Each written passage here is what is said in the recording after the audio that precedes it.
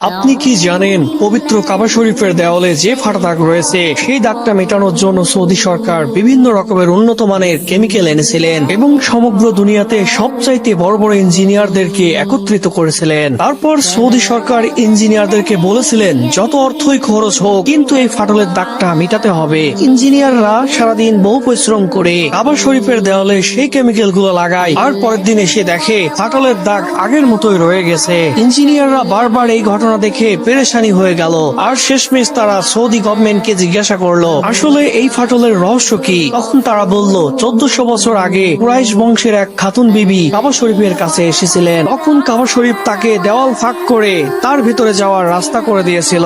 ইঞ্জিনিয়ারগণ এই কথা বলে সেখান থেকে চলে যান যে মানুষকে আল্লাহ স্বয়ং যে রাস্তা দেখান সেই রাস্তা কখনো দুনিয়ার মানুষ বন্ধ করতে পারে না। বন্ধুরা, সেই খাতুনের নাম কি কেউ যদি জেনে থাকেন তাহলে এক্ষুনি কমেন্টস করে সবাইকে জানার সুযোগ করে দেন।